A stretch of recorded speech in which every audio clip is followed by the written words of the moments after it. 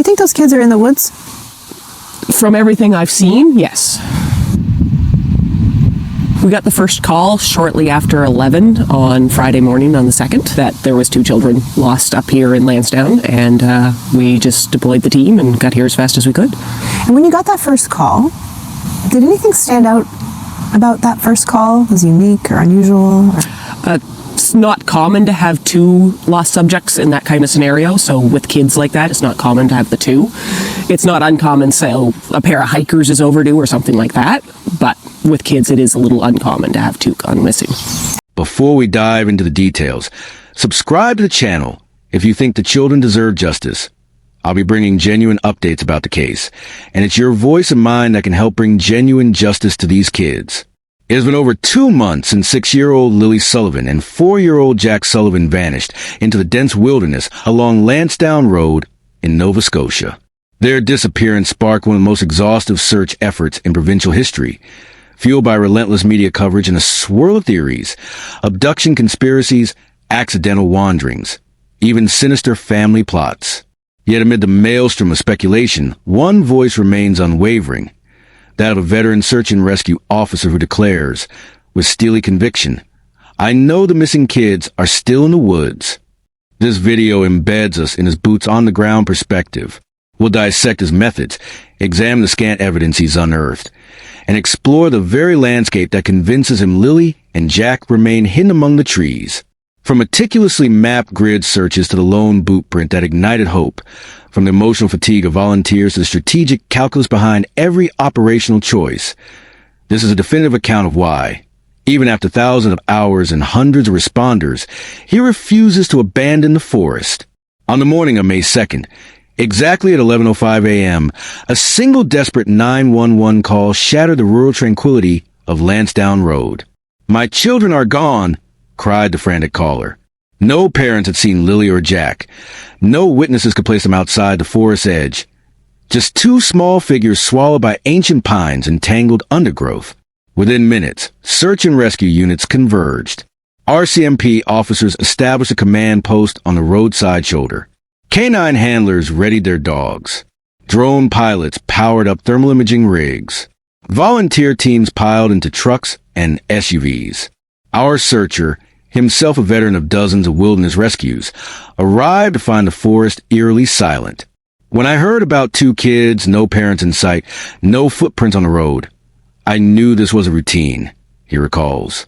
Unlike lost adults, frightened children often hide rather than call for help. That unsettling thought hung heavy in the damp morning air as crews fanned out. The veteran searcher's instincts told him that every second counted and every step mattered. In the early hours, amid dozens of empty boots trampling soft earth, one clue emerged, a partial footprint in waterlogged soil, ringed in clear, crisp edges. It matched the caliper of a child's rubber boot. "I remember the way sunlight struck the print, almost like a spotlight," he says. "My heart leapt." Photographers captured the impression. The RCMP K9 unit moved in to catch a scent, sending dogs that traced faint odors deeper into the undergrowth. Meanwhile, a forensic team cast a print in plaster for preservation. Lab analysis could not conclusively tie the mold to Lilly's or Jack's exact footwear, only that it belonged to a small child. Yet to our searcher, the print offered 2 vital confirmations. The children had walked here, and they had pressed onward deeper into unknown terrain. That single boot print transformed the speculative search into a focused hunt. Effective wilderness searches rely on grid patterns, and at Lantsdowne 3 types were employed. Type 1, an open grid, placed teams spaced out for subjects likely to be moving. Type 2, a closed grid, had shoulder-to-shoulder teams sweeping methodically. Type 3, a focused search, concentrated efforts around specific clues. Given the theory that frightened children would hide and remain silent, the searcher opted for repeated Type 2 operations. Teams moved in lockstep, each member responsible for a narrow swath of ground. Flagging tape marked start points. Compasses held true bearings. Headlamps pierced pre-dawn gloom. Radios crackled updates. Volunteers crawled under fallen trunks, climbed thorny briars, and pushed through matted rhododendron thickets. Sometimes you could barely see 2 feet ahead, he remembers. Every footstep was logged. Every deviation documented. Every sign, broken twig, bent blade of grass, glint of a lost toy, was recorded, yet hours bled into days with only the one bootprint to show. Still, our searcher argues that methodical repetition is the only way to guarantee that no corner of the forest goes unchecked. When asked why he remains certain Lilly and Jack are still in the woods, he points to three core factors. First, despite door-to-door canvassing, doorbell cam footage searches, and cell tower pings, nothing has indicated that the children left the forest toward civilization. No cars were captured turning around on Lantsdowne Road, nor any witnesses placing them off-site. Second, terrified youngsters often shrink into concealment. They curl into hollows beneath logs, submerge themselves in fern fronds, and remain silent to avoid perceived dangers, limiting breath, conserving warmth. Third, dense moss, layered leaf litter, and debris from past storms create natural shelters indistinguishable from the forest floor. To an untrained eye, a child hiding beneath boughs simply looks like another shadow among ruins of bark and fallen leaves. He cites past cases where children were found alive days later, mere meters from searcher paths, hidden in plain sight. These historical examples reinforce his belief that no matter how long it takes, a patient search will prevail. To date, over 12,000 man-hours have been logged in the search, nearly unparalleled in Nova Scotia's history. RCMP officers, volunteer SAR personnel, K-9 units, drone crews, and forensic experts have all contributed. But behind the operational statistics lies a deep human cost. Some volunteers can say Lilly or Jack without breaking down. They'd retrace scenes in nightmares, haunted by thoughts of what the children might be enduring. Back-to-back 12-hour shifts left many responders drained, muscles screaming after hours of crawling over rugged ground. Some had to step away, only to return days later, driven by guilt and camaraderie. Our searcher admits he too lies awake at night, their faces vivid in his mind. I'd think, what if I miss that one patch of ground where they're waiting? His unwavering dedication stems not from duty to bureaucracy, but from a deeply personal sense that every missing child is a call to action. The search drew public scrutiny when cadaver dogs weren't deployed immediately and drones were used sparingly. Our searcher explains the rationale. Early deployment of cadaver dogs implies a presumption of death, which can devastate community morale and family hope.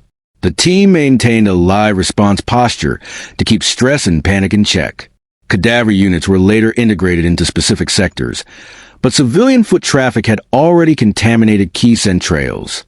Although drones offer a bird's-eye view, their batteries last only limited time. Thermal cameras struggle under a dense canopy, especially when ambient temperatures approach body heat. High winds and rain further limit safe flights. Each decision weighed resource availability against psychological impact, ensuring that public trust and operational efficiency remain balanced. After the official scale back on May 7th, our searcher continued collaborating with the RCMP Major Crimes Unit. Together, they pored over satellite imagery, topographic maps, and search logs, identifying zones that had been swept only once or rushed due to hazardous debris, and pockets of downed timber where narrow paths forced abbreviated searches. When return visits were authorized, no new leads emerged, but our searcher views these repeats as essential confirmations. We could never say we left stones unturned, he asserts. Each resweep reinforces that every square meter forest has been examined. Above all, the search's backbone has been its volunteers, retired military veterans, outdoor guides, local farmers, even school teachers, all drawn by a shared conviction. Through driving rain and knee-deep mud, headlamps bob to the dark, radios link teams across ravines, and communal sandwiches fuel midnight pushes deeper into the woods. Children bring out the best in people, the searcher reflects. When technical tools fail and evidence grows sparse, this human solidarity carries the mission forward. Strangers form lasting bonds, united by the hope of bringing two little ones home. As media attention wanes, our searcher issues a heartfelt plea. Anyone with trail cam footage, GPS waypoints, cell tower pings, or even an anecdotal sighting from May 1st to 2nd in the Lantsdowne area must come forward. A single photograph, capturing a pale shape among greenery, could redirect the next focused grid sweep. I know they're out there, he says. I promise we'll keep searching until someone proves they're not. The case of Lilly and Jack Sullivan stands as a testament to both the forest's mystery and human resilience. In a landscape rife with rumors, family conflict, stranger abduction, covert relocation, this searcher's grounded expertise offers a beacon of clarity. His conviction rests not on blind faith, but on decades of search and rescue know-how, a single bootprint captured in mud, and an understanding of how fear shapes child behavior. The story is far from over. As long as the forest stands, so does the possibility of finding the truth and finding Lilly and Jack alive. For this searcher, anything less than that outcome is unacceptable. Until the day their small faces emerge from among the trees, he remains the forest's vigilant guardian, unwavering in his belief that two tiny lives are still waiting to be found.